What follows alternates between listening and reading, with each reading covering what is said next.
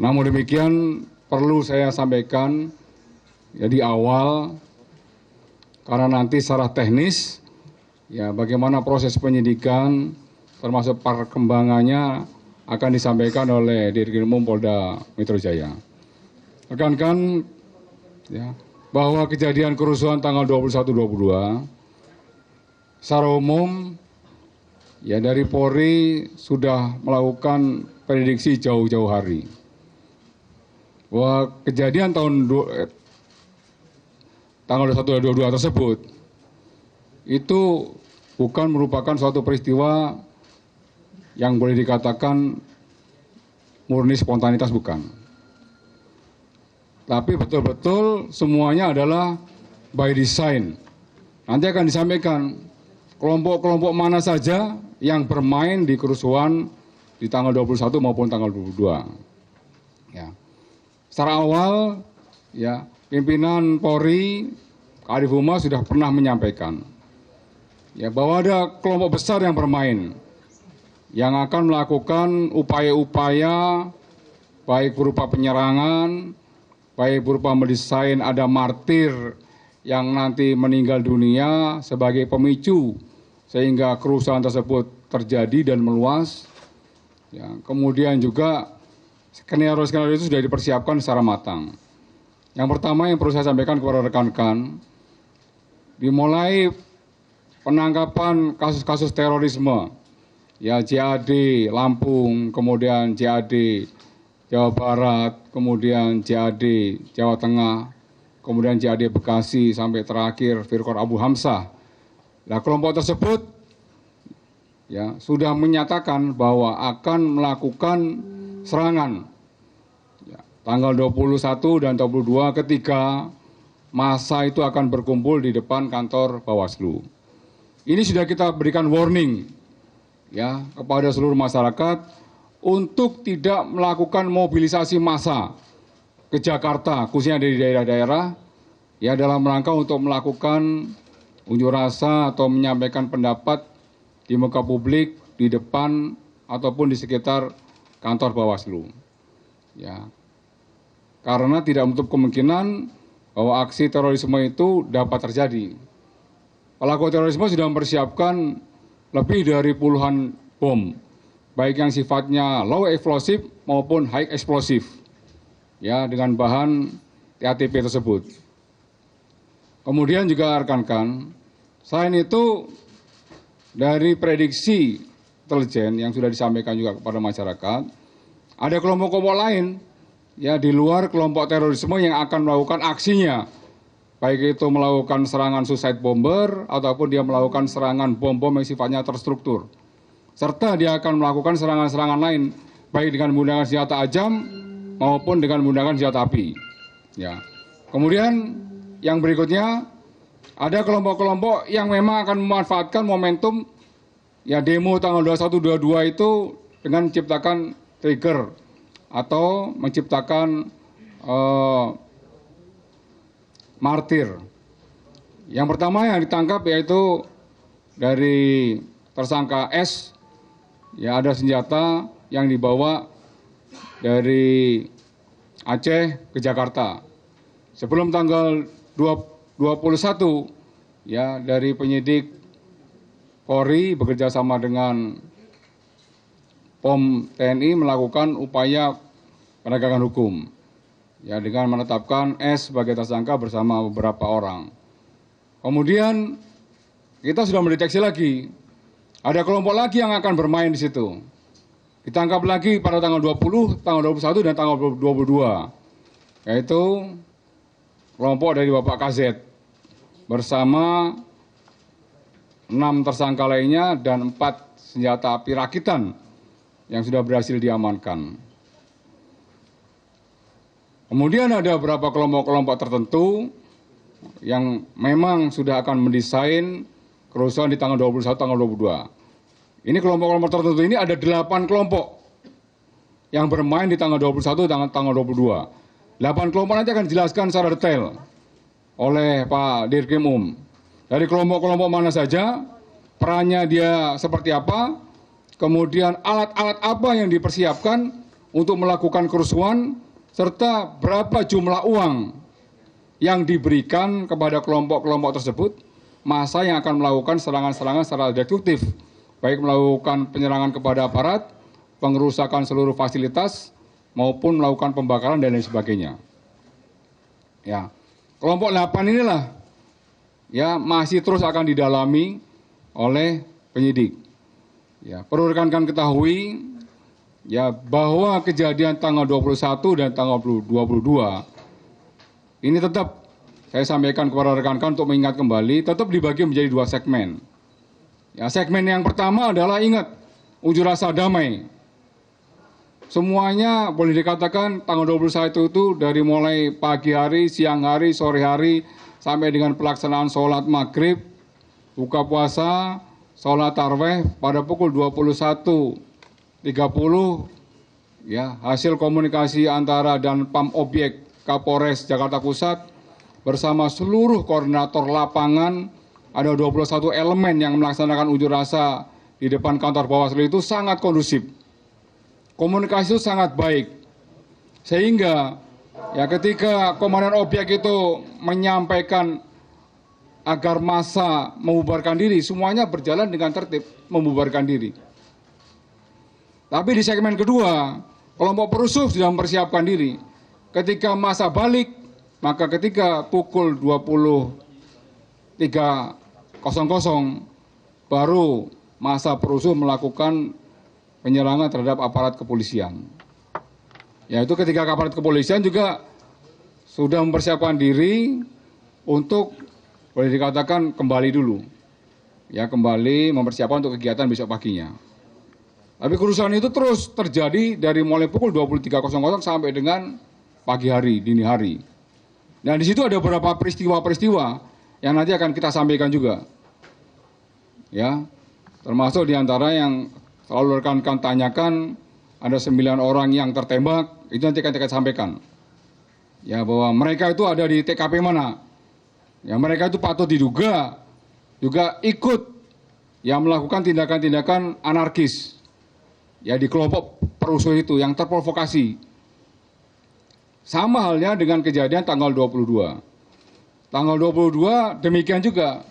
Pagi hari itu lebih dari 30 elemen masyarakat yang jumlahnya lebih besar dibanding kejadian tanggal 21, ya, masa yang demo. Di segmen pertama, komunikasi cukup baik antara Danpam Objek dengan seluruh koordinator lapangan. Namun, para perusuh sudah mendesain, sudah mulai masuk di dalam kelompok-kelompok pendemo. Sudah melakukan tindakan-tindakan agitasi. Ya, sudah melakukan tindakan-tindakan provokasi. Masuk ya di segmen kedua, ya boleh dikatakan kita memprediksi bahwa kejadian-kejadian kerusuhan itu ya terjadi pada jam-jam yang setelah sholat isya, setelah sholat tarawih. Dan itu disiapkan oleh mereka, bom molotov, batu, panah beracun, kemudian benda-benda lain yang mematikan, ya itu dipersiapkan. Dan itu dilakukan serangan lagi. Ya, jam 10 main lagi mereka, bangun lagi mereka, main lagi sampai dengan pagi hari. Sehingga dari kejadian tanggal 21, tanggal 22, aparat kepolisian ya bekerja sama dengan TNI melakukan upaya-upaya pencegahan secara maksimal. Kita melakukan penegakan hukum ya dengan melakukan pengamanan terhadap beberapa orang yang terlibat langsung di dalam kerusuhan tersebut. Kemudian memeriksa sekian orang yang sudah diamankan baik di Polda Metro Jaya maupun di Polres Jakarta Barat. Ditetapkanlah 447 tersangka. Ya, proses 447 tersangka nanti juga akan disampaikan, berkas perkaranya sebagian besar sudah selesai dan sudah dilimpahkan ke JPU. Kejadian tersebut tentunya ya tidak berakhir di situ. Saat ini dari Polda Metro Jaya terus melakukan ya upaya-upaya penelitian dan pembuktian dengan menggunakan pendekatan scientific crime investigasi. Beda dengan kejadian di tanggal 21, tanggal 22 maupun seminggu setelahnya, sebagian besar pelaku-pelaku yang ditangkap ya langsung diketemukan beberapa barang bukti yang ada di sekitarnya yang digunakan untuk melakukan tindakan kerusuhan. Seperti tadi yang disebutkan, mulai batu, bom molotov, panah, maupun benda-benda yang mematikan lainnya. Saat ini, Polda Metro Jaya mulai mengembangkan proses pembuktian dengan menggunakan proses face recognition. Ya, ini proses pembuktian yang cukup rumit. Ya, karena apa? Proses pembuktian yang di tanggal 21, tanggal 22 secara konvensional sangat mudah. Banyak barang bukti yang masih berada di sekitar TKP. Ya, saat ini dengan proses waktu yang cukup panjang, ya, proses pembuktian ilmiahnya dengan proses face recognition itu atau identifikasi wajah itu memeriksa sekian ratus visual. Ada 704 visual, nanti disebutkan. Berapa CCTV yang sudah dilakukan pemeriksaan, kemudian juga melakukan pemeriksaan terhadap foto-foto yang ada, termasuk dari rekan-rekan media, video-video yang ada, maupun dari media-media sosial. Namun demikian, itu dilakukan asesmen dulu. Ketika dilakukan asesmen, betul foto, video tersebut adalah kejadian di tanggal 21, tanggal 22, ya baru penyidik melakukan proses identifikasi wajah. Ya, ini salah satu contoh, nanti akan kita gambarkan di situ. Ya. Proses pembuktian secara ilmiah ini ya memerlukan waktu dan ketelitian. Ya, tidak bisa terburu-buru. Ya. Karena dari sekitar 704 visual tersebut, itu harus satu persatu mencocokkan tentang wajah-wajah yang ada di TKP. Ya, dari situlah ya penyidik yang melakukan proses investigasi. Ketika menemukan 2 alat bukti, maka penyidik menetapkan tersangka. Nanti akan disampaikan berapa tersangka yang sudah sekarang ditetapkan. Kemudian ada 1 juga yang masih dalam pengejaran atau sudah diterbitkan surat DPO. Dia patut diduga ya sebagai apa itu? Ayat 3 ya. Ayat 3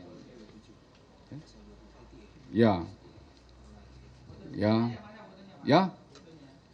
Ini nanti ada beberapa foto itu. Nanti ada 1 yang masih dikejar. Ya. Dia yang mengkomandoi para perusuh itu di lapangan. Ya, dengan narasi-narasi yang diucapkan antara lain dari saksi-saksi yang menyebutkan bakar, lempar, serang. Itu narasi-narasi yang disebutkan. Apabila nanti berhasil diamankan, maka akan ketemu juga siapa yang melakukan ada di layer di atasnya. Ya. Ini terkait menyangkut masalah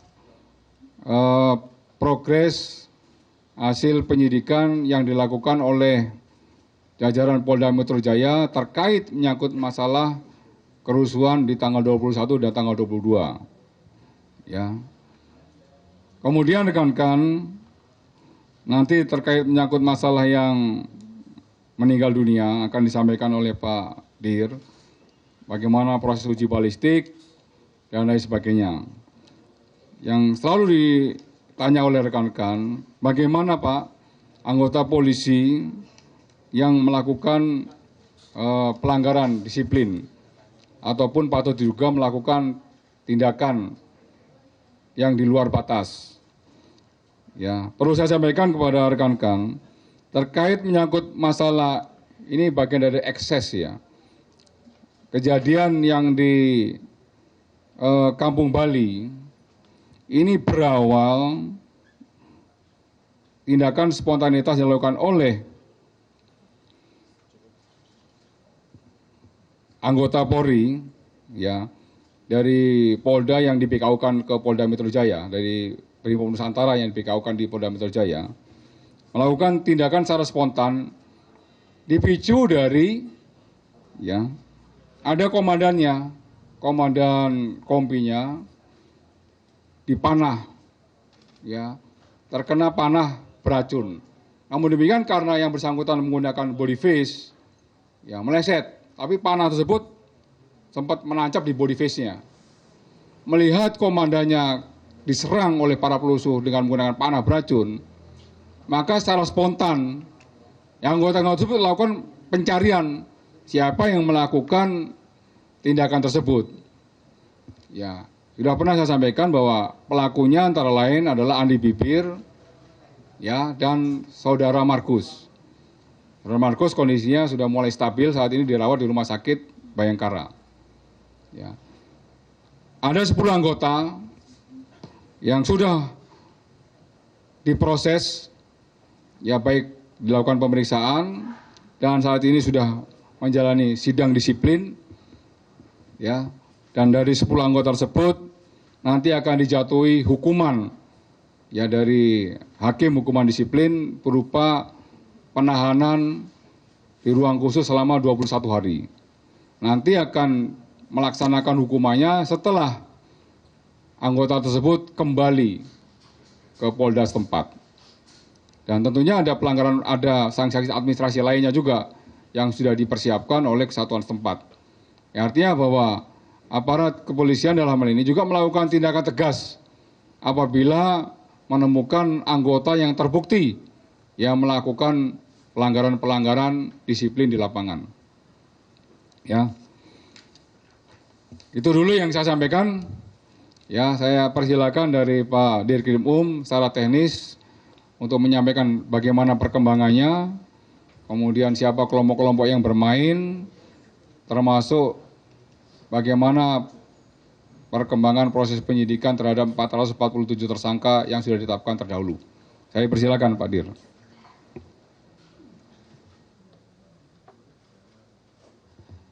Baik, terima kasih Bapak Karopenmas.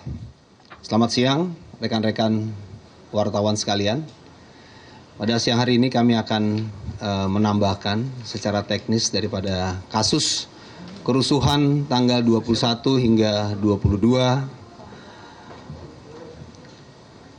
Mei 2019, di mana dari hasil analisa penyidikan yang telah kami lakukan, sebagaimana tadi disampaikan oleh Bapak Karopenmas, ini ada 2 segmen rekan-rekan sekalian, yaitu dari kelompok aksi unjuk rasa damai, ya, yang dilakukan oleh sekelompok masyarakat, dan kelompok yang melakukan kekerasan secara bersama-sama, melakukan penyerangan dan kerusuhan, bahkan pembakaran.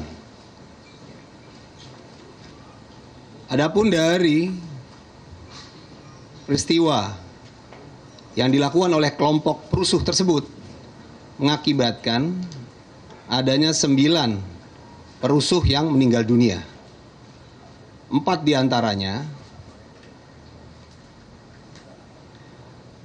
telah dilakukan otopsi dan visum et repertum, dan ditemukan 2 proyektil yang ada di tubuhnya.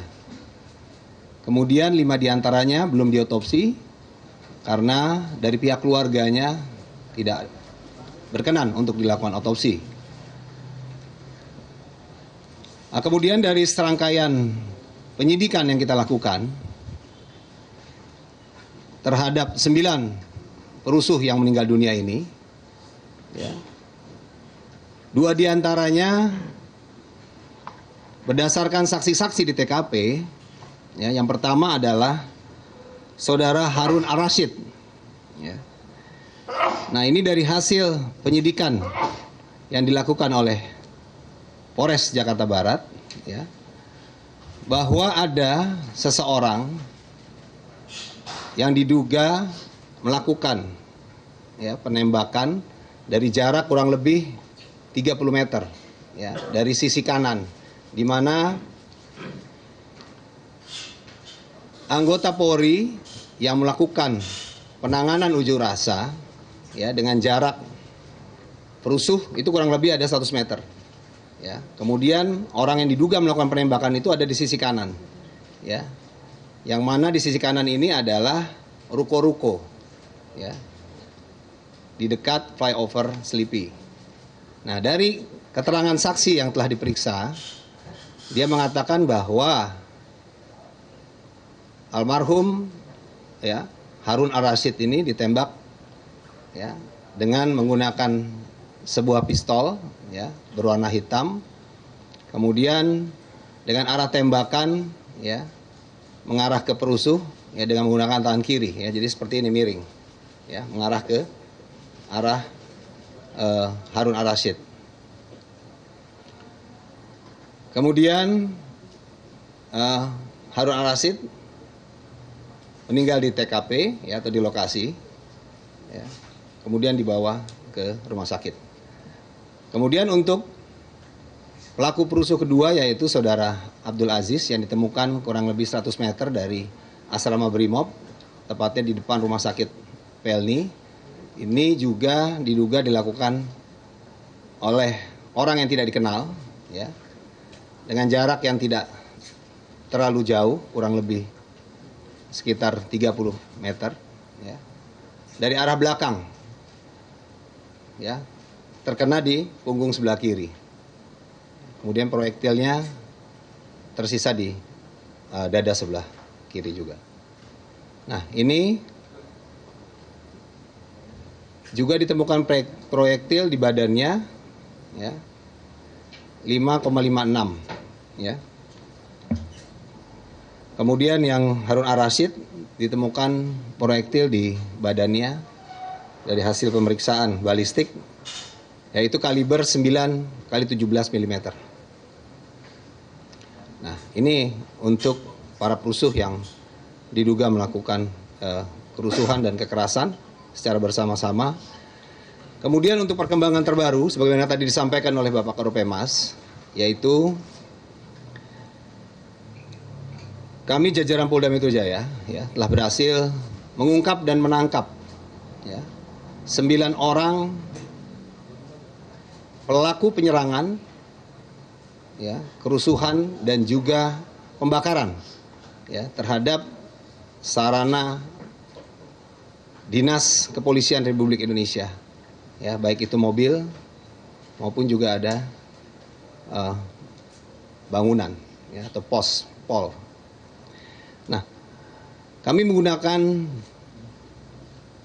scientific investigation, yaitu dengan face recognition atau dengan analisa pengenalan wajah, ya, yang mana kami berhasil dari 704 visual, yaitu baik 60 CCTV, ya, kemudian 470 video amatir, 93 foto amatir, ya, kemudian dari media sosial, ya, dan juga media, ya, di 44 lokasi, ya, kami mengamankan 9 orang yang diduga ya melakukan kekerasan, pembakaran dan penyerangan terhadap asrama Brimob, ya, sehingga mengakibatkan puluhan kendaraan dan juga bangunan terbakar. Adapun orang-orangnya, rekan-rekan bisa melihat ya di layar monitor, ya. Kemudian satu diantaranya masih dalam pengejaran tim kita, ya.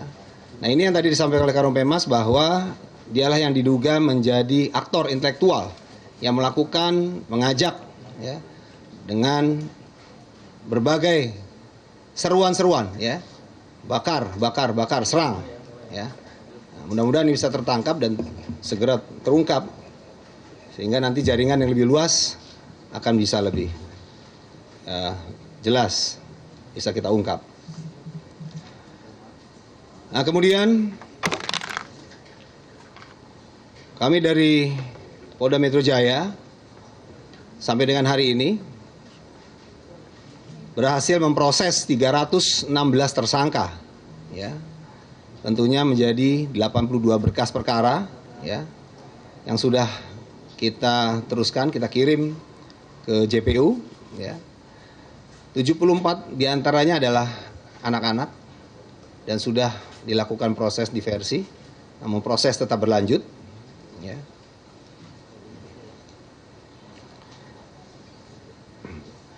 Dan beberapa kelompok, ya, yang sampai dengan hari ini kita berhasil ungkap, itu yang pertama adalah oknum, ya, oknum saya katakan dari kelompok Islam, ya, yang berasal dari beberapa daerah.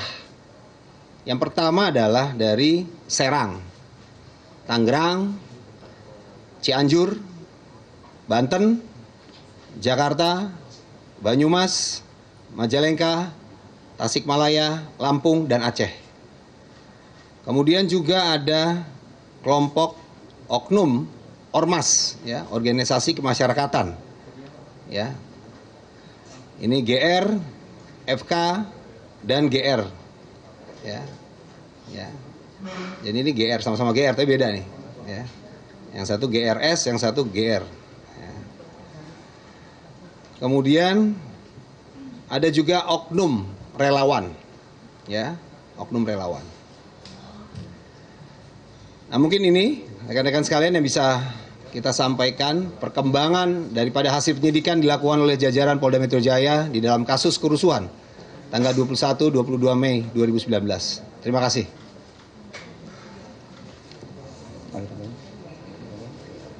Ya, jadi rekan-rekan, kita saksikan video dulu ya, biar rekan-rekan tambah komprehensif nanti. Video coba silakan.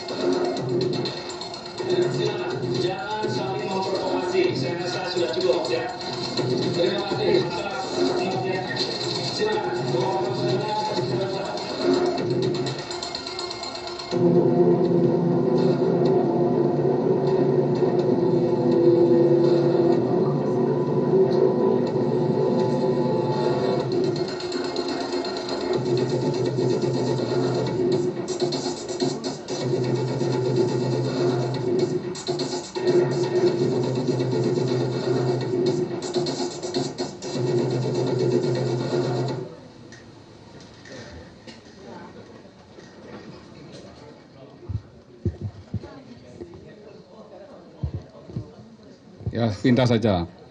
Ini perlu saya tekankan lagi rekan-rekan, ya, bahwa karena sudah dari awal aparat kepolisian bersama rekan-rekan dari jajaran intelijen sudah memprediksi ya akan terjadi kerusuhan di tanggal 21, tanggal 22. Ya, dengan triggernya atau martirnya adalah salah satu perusuh itu akan meninggal dunia karena ditembak.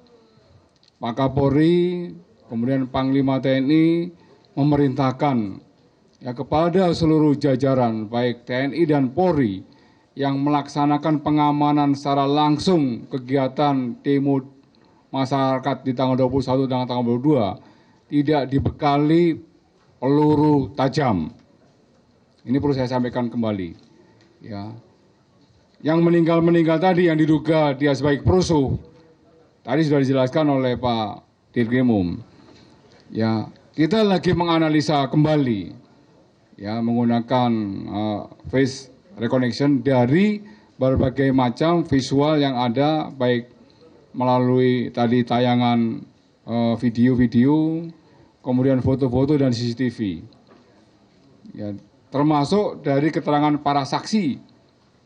Ada seseorang yang kurang lebih tingginya sekitar 175-an lah.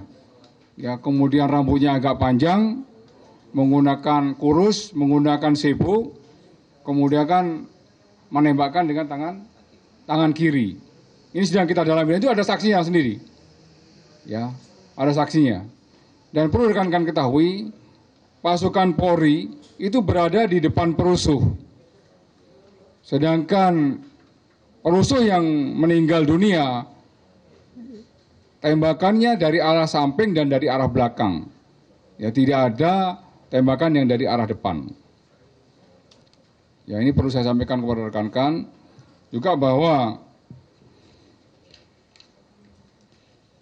dari jajaran Polda Metro Jaya juga sudah melakukan analisa kembali kepada seluruh CCTV di TKP-TKP di mana perusuh meninggal dunia itu diketemukan. Ya, ada 5 orang yang diketemukan di TKP Petamburan, yaitu atas nama Batia Ramsa, kemudian Abdul Aziz, kemudian M. Raihan, kemudian Widianto, Rizky, dan 5 Farhan. Kemudian di TKP Cideng dan Jati Baru ada 2 orang, atas nama Adam Nurian, kemudian Sandro. Kemudian di TKP Kemanggisan Selipi 1 orang atas nama Harun An-Rasid. Dan 1 nama atas nama Muhammad Reza masih belum diketemukan TKP-nya. Di situ sudah dilakukan analisa terhadap 22 CCTV. Ya, di TKP pertama ada 9 CCTV, kemudian di TKP kedua itu ada 7 CCTV, di TKP yang ketiga ada 6 CCTV. Dan juga sudah dilakukan analisa terhadap visual untuk yang di TKP 1 315, TKP kedua ada 22, TKP ketiga ada 49 visual. Kemudian dari ulangi untuk visualnya, untuk TKP 1 ada 367 visual, kemudian TKP yang kedua ada 32 visual, dan TKP yang ketiga ada 64 visual. Satu lagi yang kita sedang kembangkan oleh jajaran Direktorat Polda Metro Jaya bersama Polres Jakarta Barat, Sekarang sedang dikembangkan analisa visual voice. Ulangi, voice analisa. Voice analysis itu untuk kembali meneliti secara komprehensif suara letusan. Ya, suara letusan ini nanti yang membedakan apakah suara ini adalah suara betul senjata api. Senjata api itu memiliki juga kekhasan suara masing-masing. Apakah suara itu suara dari letusan petasan, itu yang nanti akan dibedakan. Tentunya dikombin dengan analisa visual. Oh, analisa visualnya seperti ini. Para saksi yang diketemukan di TKP seperti ini. Ada voice analisa seperti ini. Nanti akan di cross check jam-jamnya. Jam diketemukan korban, dari saksi melihat ketika korban tertembak dan terjatuh, kemudian dievakuasi, itu nanti akan semua akan didalami. Ya, ini tambahan dari saya. Dan jaraknya tadi saya perlu koreksi kembali, 11 meter. Jadi jaraknya cukup dekat. Ya, antara pelaku yang diduga melakukan penembakan dengan tangan kiri dengan korban yang diketemukan di TKP, itu jaraknya kurang lebih dari hasil analisa maupun rekonstruksi yang ada di TKP 11 meter. Ya, cukup ya rekan-rekan ya? Pak, tanya Pak. Pak, Cukup, udah jelas ya? Pak, tanya dulu Pak satu Pak, boleh Pak ya? Pertama, saya katakan bahwa kasus ini sudah terjadi kurang lebih 1 bulan 10 hari yang lalu, sehingga proses investigasi yang dilakukan oleh polisi hari ini diungkapkan kepada publik. Selalu saja dikatakan oleh polisi ada 2 frame yang bisa, pertama damai, kemudian rusuh. Tetapi juga dalam peristiwa ini juga ada 3 kelompok besar. Yang pertama adalah peristiwa rusuhnya sendiri, lalu kemudian peristiwa matinya 9 orang, yang merupakan babak paling gelap dalam transisi demokrasi kita pasca reformasi. Dan kemudian yang berikutnya adalah yang Bapak sebutkan tadi sebagai kekerasan yang kemudian yang dilakukan oleh oknum anggota. Polisi selalu mengatakan bahwa peristiwa ini adalah peristiwa yang by design, peristiwa yang tidak berdiri sendiri. Tadi Bapak katakan bahkan ada 8 kelompok, tapi tadi tidak disebutkan 8 kelompok itu siapa yang dimaksud dengan 8 kelompok yang tadi. Pertanyaan saya yang pertama adalah, kalau kemudian ini by design, apakah polisi sudah ketemu dalam konteks intelektual gendernya ini siapa Pak? Artinya orang-orang yang berdesain ini pasti mengerucut pada sebuah kelompok. Kelompoknya ini siapa? Pertama itu Pak. Yang kedua terkait peristiwa yang juga tidak kalah pentingnya Pak, terkait mereka yang mati Pak. Hari ini baru diumumkan nama-namanya, dalam merupakan keberanian bagi polisi untuk mengumumkan nama-namanya. Tetapi di satu sisi juga harus ada tuntutan Pak, bahwa siapa yang kemudian menjawab pertanyaan jawab dalam konteks 9 orang yang mati. Yang berikutnya Pak, yang ketiga Pak, soal kekerasan yang berlebihan Pak. Tadi Bapak sebutkan oknum, tapi Bapak tidak singgung. Kesatuannya di mana Pak? Dan kemudian apakah kemudian hanya dikenakan 21 kali tahanan, ataukah kemudian diteruskan dengan proses pidananya Pak? Terima kasih Pak. Ya, seperti saya sampaikan ke rekan-rekan, bahwa prosesnya ini belum berhenti. Jadi yang sudah diungkapkan oleh Polda Metro Jaya dan Polres Jakarta Barat tadi disebutkan beberapa kelompok. Ya, beberapa kelompok tadi disebutkan oleh Dirkrim bahwa kelompok tersebut memang masih berada saat ini pada layer keempat ya. Layer ketiga dan keempat. Layer keempat itu pelaku langsung, pelaku lapangan yang sudah diidentifikasi dia per kelompok-kelompoknya sesuai dengan TKP-TKP-nya. Kemudian layer yang ketiga itu adalah yang menyuruh, yang menggerakkan dan membagi sejumlah uang. Untuk layer di atasnya tentunya masih dalam pendalaman. Semuanya berproses. Sekali lagi bahwa proses pembuktian oleh kepolisian itu betul-betul menggunakan proses pembuktian secara ilmiah. Kayak seperti yang tadi saya sampaikan. Voice recognition itu sama nanti voice analysis itu memiliki tingkat keakuratan lebih dari 80%. Karena semuanya ketika kita mencoba mengidentifikasi wajah seseorang dengan peralatan Inavis yang kita miliki, itu terkoneksi dengan database kependudukan yang ada di Dukcapil. Kalau jelas wajahnya, jelas fotonya, itu langsung bisa terbaca. Tapi kalau saya wajahnya belum jelas, itu kita masih mencari tadi ada 704 visual. Ya sama dengan Mas Farouk tadi menyampaikan, kita masih mendalami. Ya, saat ini baru layer ketiga dan keempat. Ya, nanti apabila proses penyidikan ini sudah selesai dan sudah menemukan dengan menggunakan fakta hukum yang sangat kuat, baru nanti akan kita sampaikan juga perkembangannya. Ya. Kemudian yang kedua tadi, ya, menyangkut yang 9 orang meninggal itu ya. Ya.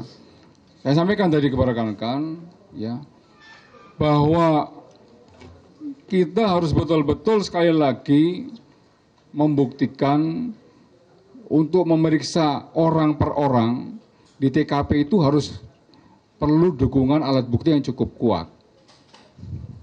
Ya. Contoh misalnya, untuk yang korban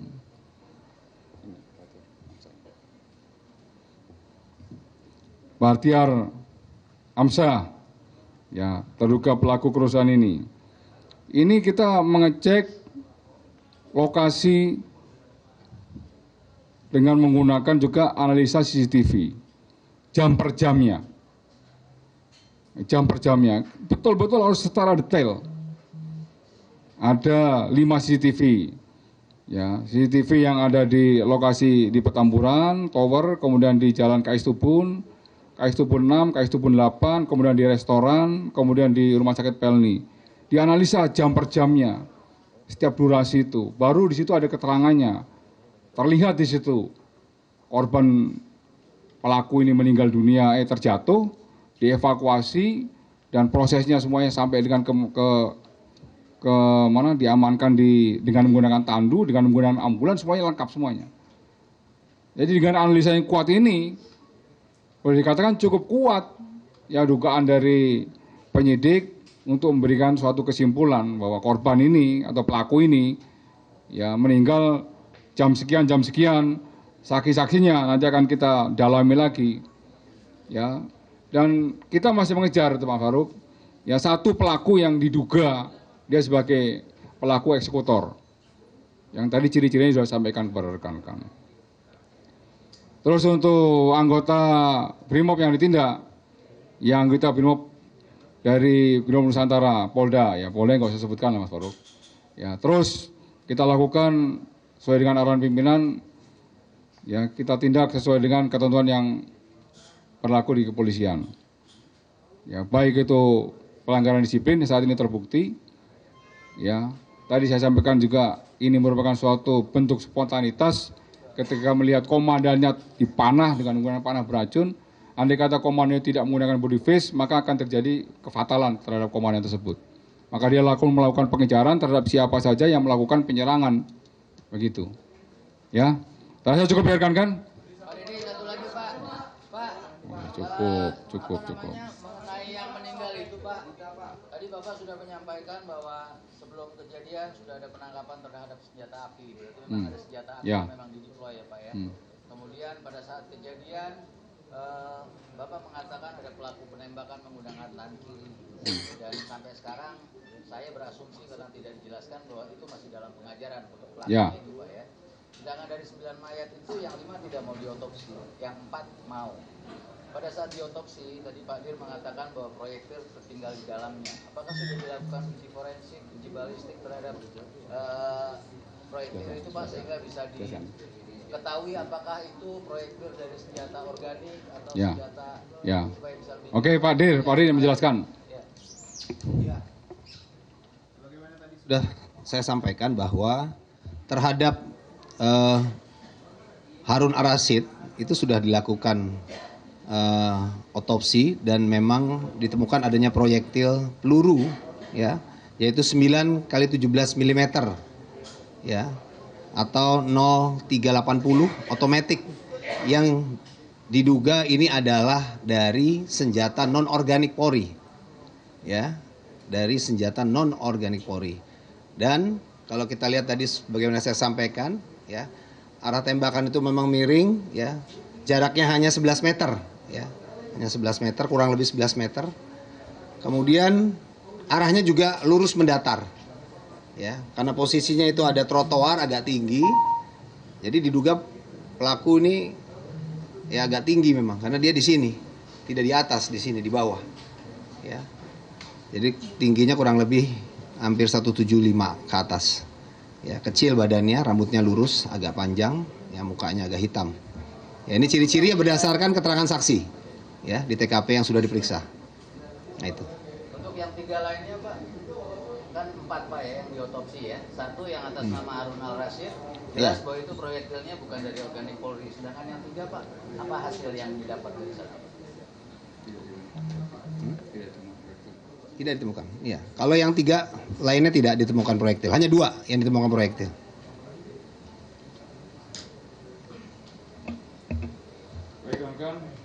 Cukup saya rasa. Terima kasih. Mohon maaf apabila ada hal yang kurang. Bila taufiq hidayah. Assalamualaikum warahmatullahi wabarakatuh.